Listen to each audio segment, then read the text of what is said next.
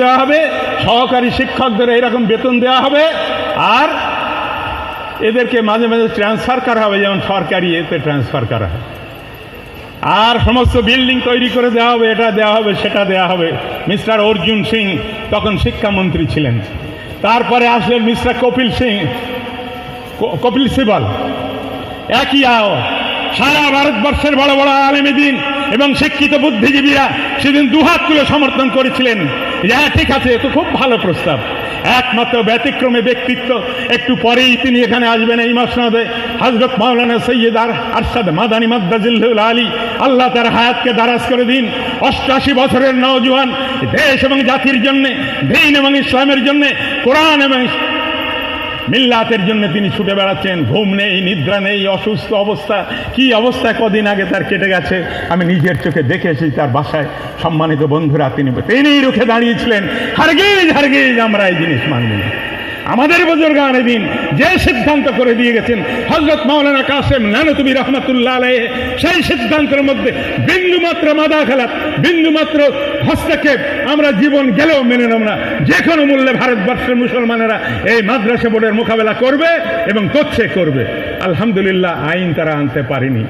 তাদের স্বপ্ন ছিল এই যে, একটা ছোট্ট কথা আপনারা হয়তো বুঝতে পারছেন না, 1.5 লক্ষ টাকা বেতন একটা মাওলানার হবে, এ কি মামুলি ব্যাপার? তিনি তার বিরোধিতা করলেন।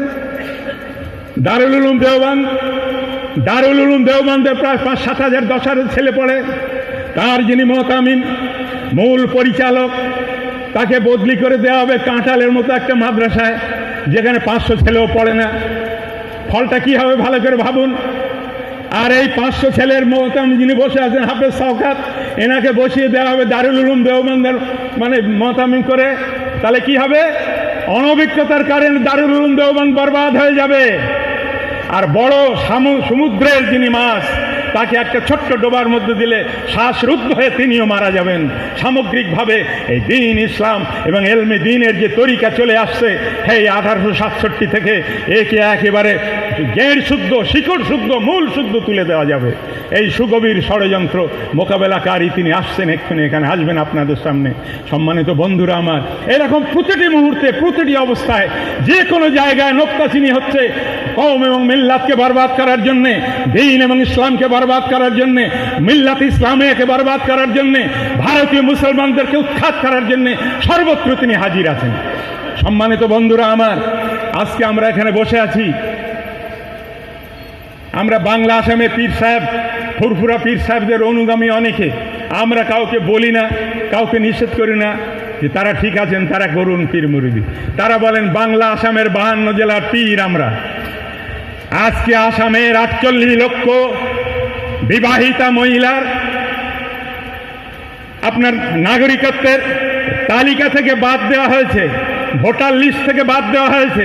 তাদের উপর চরমতম জুলুম নির্যাতন করা হচ্ছে, তাদেরকে খেদিয়ে বাংলাদেশে পাঠানোর চেষ্টা করা হচ্ছে।